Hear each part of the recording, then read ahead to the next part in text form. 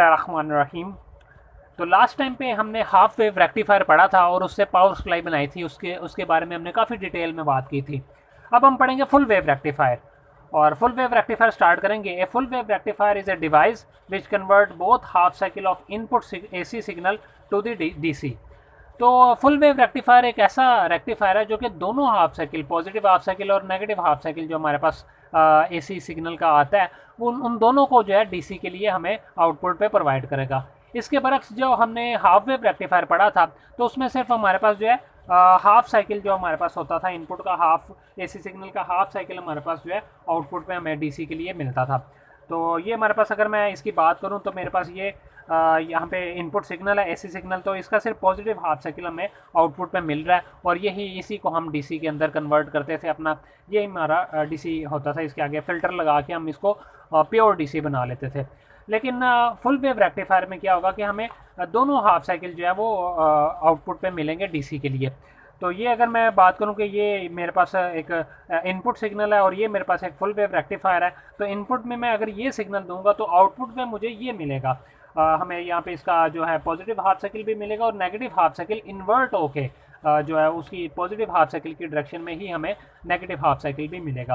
तो ये बेसिकली हमें फुल वेव रेक्टिफायर ये आउटपुट हमें प्रोवाइड करता है। और फिर हम आगे इसके फ़िल्टर लगा लेते हैं और रेगुलेटर लगा लेते हैं जो कि बिल्कुल एक स्मूथ हमें डीसी प्रोवाइड करते हैं। तो वो आगे हम बनाने वाले हैं इंशाल्लाह। हम आगे एक इससे फुल वेव रेक्टिफायर से हम एक पावर सप्लाई बनाएंगे जो कि 300 से 350 रुपीज़ के दरमियान में आप खुद एक पावर सप्लाई बना सकेंगे आगे चंद वीडियोस को देखने के बाद। तो फुल वेव रेक्टिफायर जो हम पढ़ेंगे वो दो टाइप्स का पढ़ेंगे, centre tap full wave rectifier और ब्रिज फुल वेव रेक्टिफायर। तो इस वीडियो में हम पढ़ेंगे ब्रिज फुल वेव रेक्टिफायर और नेक्स्ट वीडियो में हम सेंटर टेप के बारे में पढ़ेंगे। तो bridge full wave rectifier start करेंगे। तो ब्रिज फुल वेव रेक्टिफायर जो है हमारे पास एक ऐसा रेक्टिफायर है जिसमें हम चार डायोड्स का कम्बिनेशन यूज़ करते हैं जो कि एक खास तरीके से आपस में जुड़े होते हैं। और वो बेसिकली जो इनपुट सिग्नल है हमारे पास उसको आउटपुट में हमें इस तरह से प्रोवाइड करते हैं। जो इनपुट एसी सिग्नल है उसके दोनों हाफ साइकिल को डीसी के अंदर कन्वर्ट करके हमें आउटपुट में प्रोवाइड करते हैं। तो इसकी डेफिनेशन अगर पढ़ें तो a bridge full wave rectifier uses a combination of 4 diodes connected such as both AC input half cycle are converted to the DC।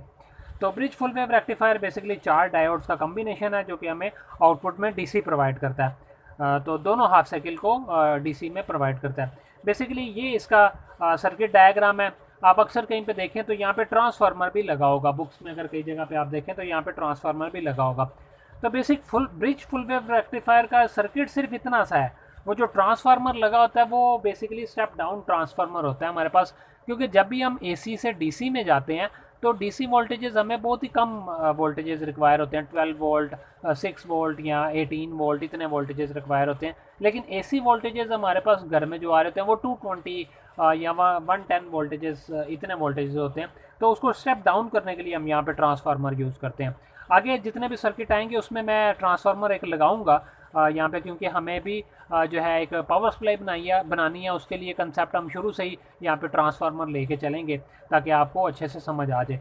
तो बेसिक वरना जो ब्रिज फुल वेव रेक्टिफायर का सर्किट सिर्फ इतना है, सिर्फ इतना सा सर्किट जो है ब्रिज फुल वेव रेक्टिफायर का काम कर देता है।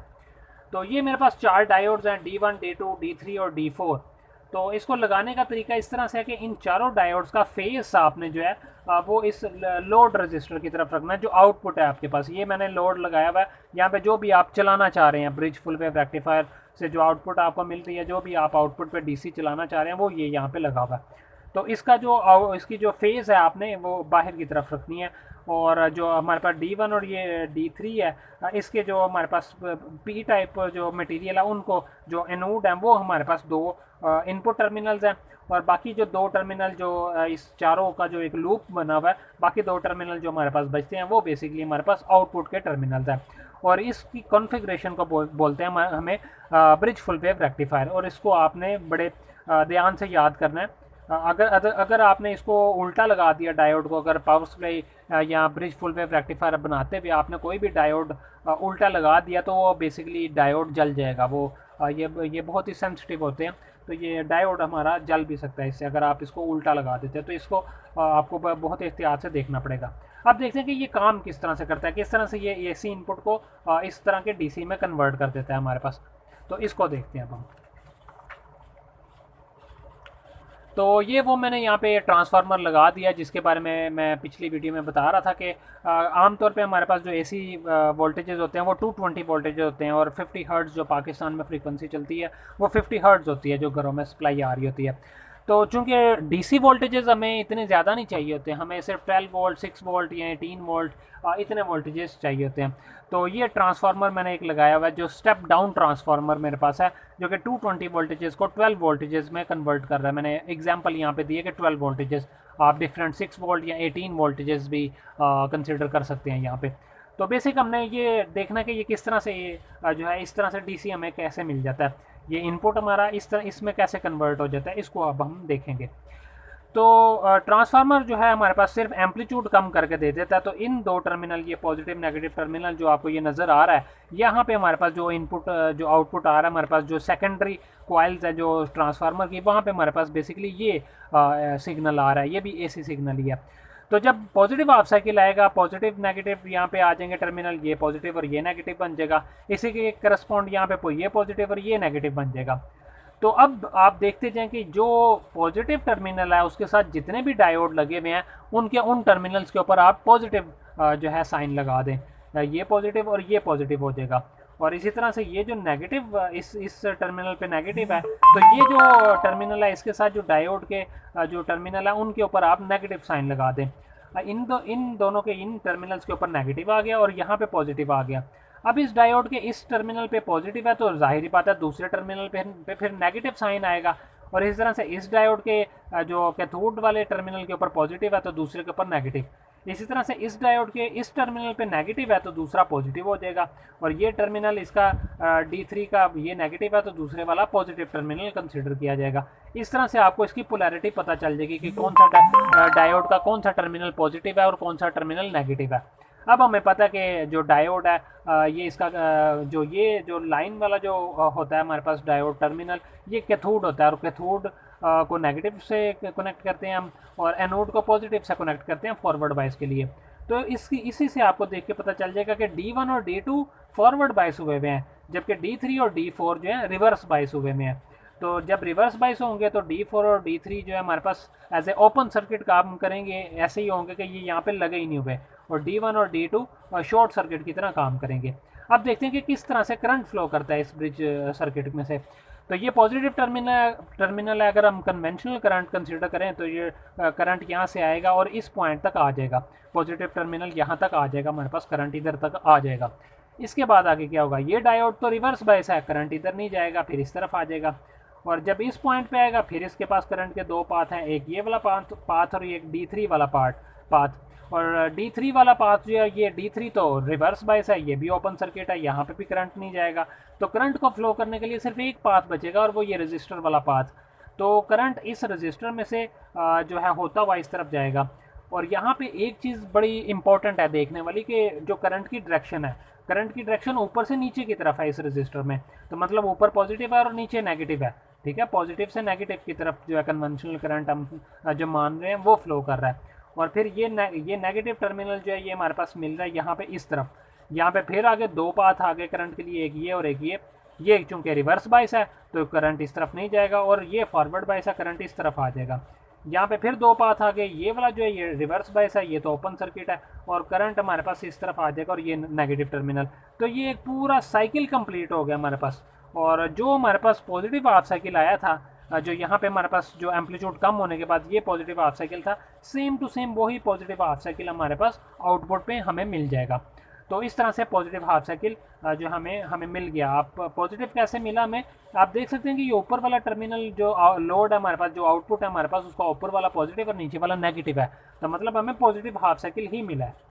तो ये जब पॉजिटिव हाफ साइकिल होगा तो इस तरह से ये काम करेगा, और हमें T0 से T1 के दरमियान में जो पॉजिटिव हाफ साइकिल था वो हाफ साइकिल हमें मिल जाएगा। और पीक वैल्यू अगर इसकी 12 वोल्ट है तो इसकी भी 12 वोल्ट पीक वैल्यू में मिल जाएगी। और कुछ जो फॉरवर्ड बायस से जो वोल्टेजेस जो कंज्यूम हुए हैं फॉरवर्ड बायस करने में, वो लेस हो जाएंगे ऑब्वियसली यहाँ से। तो उसकी आगे हम बात करेंगे, आउटपुट वोल्टेजेस कैलकुलेशन अभी हम आगे देखेंगे इंशाल्लाह। तो जब नेगेटिव हाफ साइकिल होगा तो फिर ये किस तरह से सर्किट काम करेगा वो देखते हैं। तो ये जो नेगेटिव हाफ साइकिल अब हमारे पास आएगा, उससे क्या होगा, ये टर्मिनल नेगेटिव और ये पॉजिटिव, फिर ये नेगेटिव और ये पॉजिटिव, ये नेगेटिव और ये पॉजिटिव हो जाएगा। अब उसी तरह से आप इन टर्मिनल के साथ जो जो डायोड के टर्मिनल लगे हुए हैं वहाँ पे आप नेगेटिव नेगेटिव लगा दें, और इस टर्मिनल के साथ जो जो डायोड के टर्मिनल है वहाँ पे आप पॉजिटिव पॉजिटिव जो है साइन लगा दें, और जो बाकी जो टर्मिनल बचेंगे डायोड के उनके ऊपर आप ऑपोजिट साइन लगा दें। मतलब ये नेगेटिव हमने इस यहाँ से ये लीड से यहाँ पे नेगेटिव आ गया, और तो ये दूसरे वाला पॉजिटिव। इसी तरह से ये डायोड D3 ये इसके साथ कनेक्टेड है ये टर्मिनल, तो इस यहाँ पे जो इसका एनोड है ये पॉजिटिव और दूसरे वाला नेगेटिव हो जाएगा। इस तरह से आप सारे डायोड्स को देख सकते हैं। यहाँ से देखने से हमें फ़ौरन से पता चल जाएगा कि D1 और D2 रिवर्स बायस है, क्योंकि इसका एनोड जो है वो नेगेटिव के साथ मिला हुआ है और कैथोड जो है वो पॉजिटिव के साथ मिला हुआ है। तो ये मेरे पास क्या हो जाएगा, रिवर्स बायस, ये भी रिवर्स बायस। तो D3 और D4 फॉरवर्ड बायस हो जाएंगे। अब देखते हैं कि करंट कैसे फ्लो करेगा। ये पॉजिटिव टर्मिनल था, तो पॉजिटिव टर्मिनल से यहाँ से करंट होता हुआ इस पॉइंट तक आ जाएगा, और यहाँ पे आप देखें D2 जो है वो तो रिवर्स बायस हुआ हुआ है, तो D3 है ये फॉरवर्ड बायस है, तो करंट इस तरफ जाएगा। यहाँ पे फिर दो पाथ आगे हमारे पास, एक ये लोड की तरफ जा रहा है और एक D1 की तरफ जा रहा है। D1 रिवर्स बायस है, यहाँ पे करंट नहीं जाएगा और लोड की तरफ जाएगा। यहाँ पे फिर एक बात बड़ी जो है देखने वाली है कि वो जो करंट है उसकी डायरेक्शन अभी भी डाउनवर्ड है। ऊपर जो पॉजिटिव हाफ साइकिल था उसके लिए भी डाउनवर्ड थी और नेगेटिव हाफ साइकिल के लिए भी डाउनवर्ड है, तो मतलब पोलैरिटी अभी भी सेम है, ऊपर वाला टर्मिनल पॉजिटिव नीचे वाला नेगेटिव। तो हमें आउटपुट में एक पॉजिटिव हाफ साइकिल की तरह का ही हमें हाफ साइकिल मिलेगा, और ये बेसिकली क्या होगा, नेगेटिव जो ये नेगेटिव हाफ साइकिल था उसको उसने कन्वर्ट करके पॉजिटिव में कन्वर्ट कर दिया, और फिर लोड में से होता हुआ यहाँ से करंट इस तरफ आएगा, और यहाँ पे फिर दो पाथ आ जाएंगे, यहाँ से इस डायोड से पास करके ये दो पाथ आ जाएंगे। D1 ओपन सर्किट है और ये यहाँ पे हमारे पास आ जाएगा, और ये सर्किट हमारे पास कंप्लीट हो जाएगा। तो इस तरह से जो हमारे पास नेगेटिव हाफ साइकिल है वो भी पॉजिटिव हाफ साइकिल बन के आ गया। यहाँ से ये प्रूव है, आप देख सकते हैं यहाँ से ये पॉजिटिव नेगेटिव, इसके लिए भी ये ऊपर वाला पॉजिटिव और नीचे वाला नेगेटिव, तो करंट की डायरेक्शन सेम है। और यही डीसी करंट की जो कंडीशन होती है कि करंट की डायरेक्शन एक ही डायरेक्शन में होती है, सेम रहती है, जबकि अल्टरनेटिंग जो है वो ऑसिलेट करता रहता है, आधे हाफ साइकिल के लिए इस तरफ तो आधे हाफ साइकिल के लिए दूसरी तरफ। तो ये हमें इसकी करंट की डायरेक्शन पता चल गई, इस तरह से ये जो है काम करता है। और आउटपुट पे जो हमें वोल्टेजेस मिलेंगे वो बेसिकली क्या होंगे, जो इनपुट के जो वोल्टेजेस होंगे उसमें से जितने भी फॉरवर्ड बायस वोल्टेजेस हैं हमारे पास, उसको अगर हम माइनस कर दें तो वही हमारे पास आउटपुट में आने वाले हैं। तो इस ब्रिज वेव रेक्टिफायर के जो इनपुट पे वोल्टेजेस आ रहे हैं वो बेसिकली ये सेकेंडरी वोल्टेजेस हैं, दो जो ये ट्रांसफार्मर की जो कुछ सेकेंडरी कॉइल है इसके जो वोल्टेजेस हैं वो ही यहाँ पे आ रहे हैं। तो चूँकि हर साइकिल में दो डायोड हमेशा फॉरवर्ड बायस हो रहे हैं, यहाँ पे D1 और D2 फॉरवर्ड बायस हो रहे थे, इसमें D3 और D4 दो डायोड फॉरवर्ड बायस हो रहे हैं हर साइकिल में। तो एक डायोड को फॉरवर्ड बायस करने के लिए सिलिकॉन के बेस में 0.7 वोल्टेज रिक्वायर होते हैं, तो दो डायोड हैं तो 1.4 वोल्टेजेस कंज्यूम कर लेंगे ये डायोड फॉरवर्ड बायस के लिए। तो जो इनपुट सेकेंडरी जो कॉइल के जो वोल्टेजेस हैं हमारे पास, जो इनपुट हैं उसमें से 1.4 वोल्टेजेस माइनस कर दें तो वो वोल्टेजेस हमें आउटपुट में मिल जाएंगे। तो पीक वोल्टेजेस की अगर हम बात करें तो जो आउटपुट के वोल्टेजेस हैं वो बराबर होंगे सेकेंडरी जो कॉइल है उसके, उसमें से 1.4 वोल्टेजेस माइनस कर दें तो उतने हमें आउटपुट पे वोल्टेजेस मिल जाएंगे। अगर ट्रांसफार्मर नहीं है तो जो भी हमारे पास इनपुट वोल्टेजेस हैं उसमें से 1.4 वोल्टेजेस माइनस कर दें तो वो हमें आउटपुट वोल्टेजेस मिल जाएंगे। और अब हम देखते हैं कि पीक इनवर्स वोल्टेजेस कितने लगेंगे डायोड के ऊपर।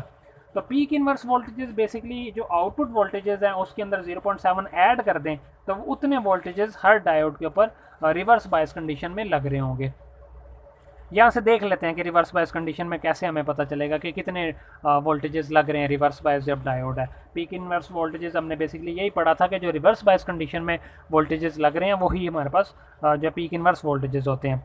तो ये मेरे पास डायोड अगर मैं मान लूँ कि इस हाफ साइकिल में मेरे पास D4 और D3 रिवर्स बायस था, तो आप देखेंगे कि एक तो ये इसके पैरेलल जितने भी वोल्टेजेस आएंगे वो सारे इसके ऊपर लग रहे होंगे रिवर्स कंडीशन में।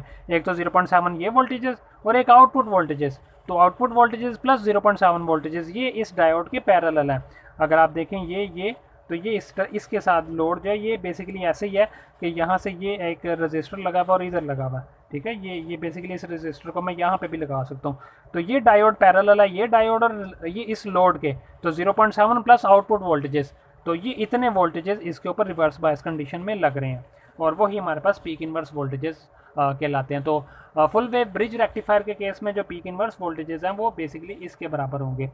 तो ये बेसिकली हमारे पास था ब्रिज फुल वेव रेक्टिफायर, इसका ऑपरेशन। और नेक्स्ट वीडियो में इंशाल्लाह हम पढ़ेंगे centre tap full wave rectifier. और ब्रिज फुल वेव रेक्टिफायर की आगे भी अभी हम जो पावर सप्लाई बनाएंगे तो फिर और डिटेल में हम आगे बात करेंगे इंशाल्लाह। एक बार हम देखेंगे ये centre tap full wave rectifier, और फिर हम bridge wave full wave rectifier से हम जो है एक कंप्लीट पावर सप्लाई बनाएंगे इंशाल्लाह।